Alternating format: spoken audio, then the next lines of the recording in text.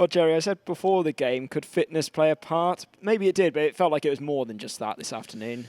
No, undoubted quality. We even said first half, to be honest, we felt as if they were out on their feet, even with 15 minutes to go in the first half. And no, listen, it was really pleasing. Even that last 20 minutes of the first half, I felt as if we had the quality in the game already. We dominated the ball, dominated possession. They dropped right off and they couldn't get out at all.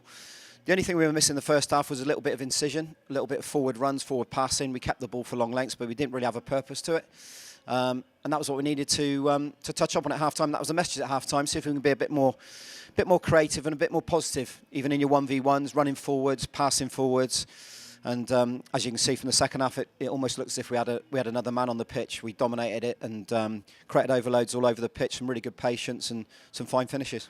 Did well to play the Bath City way on that surface, which I know Andrew Pearce often works miracles on this pitch, but when you have a downpour like that, there's nothing that you can do, really. No, and that was the worry. But, I whispered to Jim, I said, I hope this doesn't get abandoned because it was coming down with steroids and we had that spell just before the game, which made it extremely wet. So no credit to the ground staff again. I know they're out there working on it now. It's not in a good state after that, but we've managed to get the game on. We've managed to win the game as well convincingly, 4-0 to keep a clean sheet. That's really pleasing for us. That's almost just as important at the moment, keeping clean sheets, and all the Toms getting on the score sheet as well. Yeah, Tom Smith's double, which the free kick on the hour, I remember he scored one at the start of the year against Hemel Hempstead for the first time this season for him. Yeah, no, we've seen him in that position a few times, haven't we, actually? And listen, when Tom strikes it, they stay hit, and when it's wet and skiddy, you're going to find it difficult to keep it out of the net. So it's pleasing, for him to get 2 goals. He looks in a real rich vein of form now. We speak about Tommy Conway. He's managed to get himself a goal as well. And the pleasing one for me is Tom Richards. He's playing in a unaccustomed position for him, if you like, just off the left-hand side, doing such a fine job for us there, and he goes and gets his goal. He's even running across the 18-yard box and pressing in the 89th minute, and he thoroughly deserves his goal. But no, listen, all round it was a really good footballing display on a real tricky pitch, and like I said, it's a fantastic feeling now going into the Christmas campaign, knowing that we're going to be in the hat for the FA Trophy. Goals galore, yet again, another 4. No Donovan Wilson out there either, so showing that you're more than just him in the team.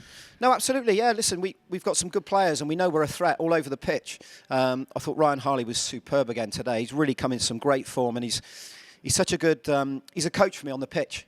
So the lads are learning off him as well, and he's really clever in his thinking, football brain, and he proves even at his age he can get around the pitch, good athleticism. So yeah, we got goals and we got areas where we can create all over the pitch.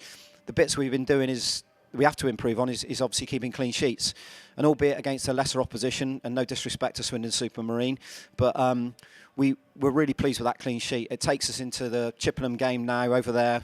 There'll be 600 fans in there, which is fantastic. I don't mind that, home or away. Takes us into that game full of confidence. I know Mike was here watching the game with his staff as well. So hopefully we get a few more people fit then, because, as you know, we are threadbare, we are stretched. There's people sat on the bench, I didn't say it before, people sat on the bench who were injured really today. And now it's time for those boys to get themselves back and ready and fit and firing on Boxing Day.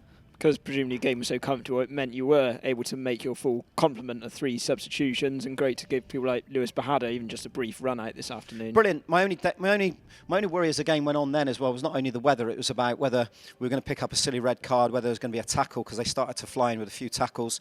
They were getting really frustrated, didn't want an injury, so that's why we took Frankie off. Lloyd's gone on. Lloyd's had a great attitude. He went out of the team, as I said, and he's done okay at Chelmsford. He's got a great attitude around the group. Really pleased when we win, so great to get him on. Good to get Popey on as well and get some minutes. And the last one for Lewis Bahadur, it's great. He's a kid who's playing in our youth team.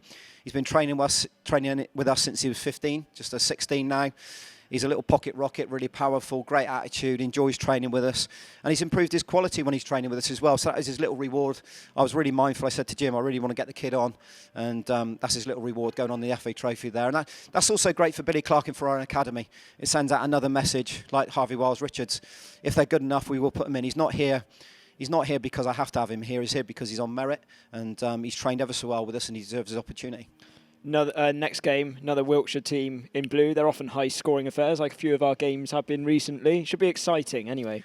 No, really exciting. Listen, I love Boxing Day. When you wake up Boxing Day morning and you know you've got a local derby, whether you're playing or whether you're managing, it's a fantastic one. The only disappointment is that obviously our fans won't be able to go over. We generally take about 300-400 over there, and we dominate it over there.